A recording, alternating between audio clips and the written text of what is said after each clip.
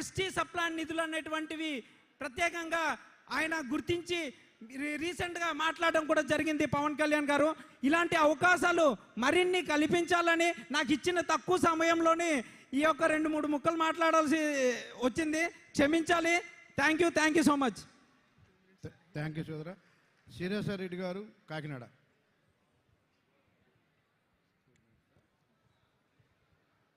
ముందుగా వేదికను అలంకరించిన మన అధినేత పవన్ కళ్యాణ్ గారికి నా కృతజ్ఞత వందనాలండి. మరి అలాగే నేను కాకినాడ సిటీ నుంచి వచ్చాను. నా పేరు శిరీష. నాకైతే ఎటువంటి బ్యాక్గ్రౌండ్, రాజకీయ బ్యాక్గ్రౌండ్ ఫస్ట్ అయితే లేదండి. నా తాతలేమి రాజకీయంగా రాలేదు, అలాగే మా తండ్రులు కూడా రాలేదు. కానీ నేను ఒకే ఒక్క మాటకి ఇన్స్పిరేషన్ అయ్యి మరి పార్టీకి రావడం అయితే జరిగిందండి. ఏంటంటే నేను సోషల్ మీడియాలో ఎక్కడో చూశానన్నమాట.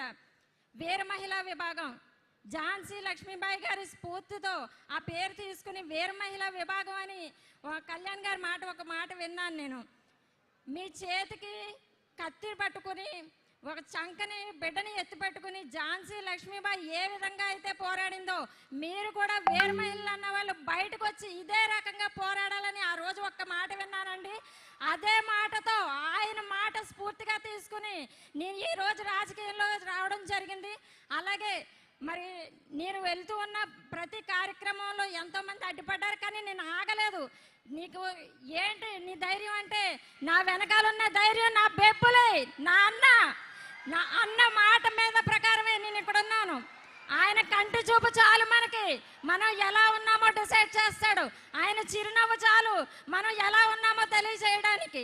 ఆ మాటతోనే ఇక్కడి వరకు వచ్చానండి. ఈ అవకాశం ఇచ్చిన మా అన్నయ్యకి కృతజ్ఞతలు తెలియజేసుకుంటున్నాను. థ్యాంక్ యూ అమ్మా. సేనాపతి శేషు, నర్సీపట్నం. వేదిక మీద ఉన్నటువంటి పెద్దలందరికీ నమస్కారం అండి.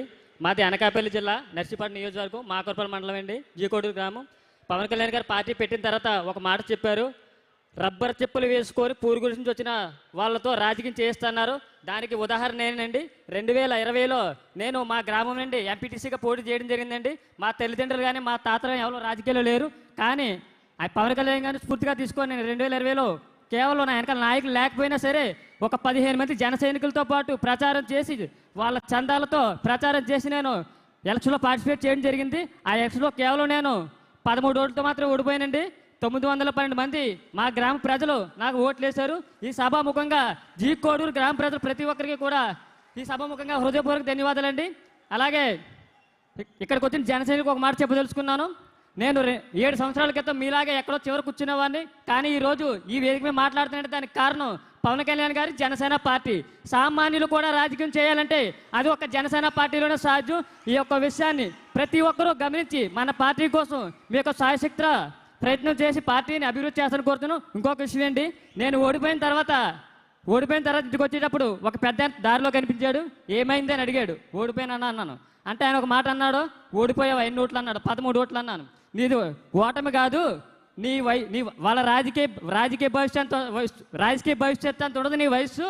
అలాంటి తెల్ల చొక్కలకి గడగడలాడించావు, నీది నిజమైన గెలుపు అన్నాడు. ఆ మాట ఎప్పటికీ మర్చిపోలేను.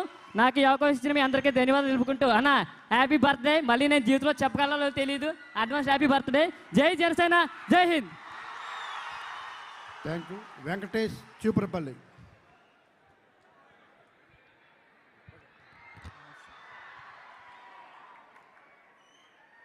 వేదిక మీద ఉన్న పెద్దలందరికీ, అలాగే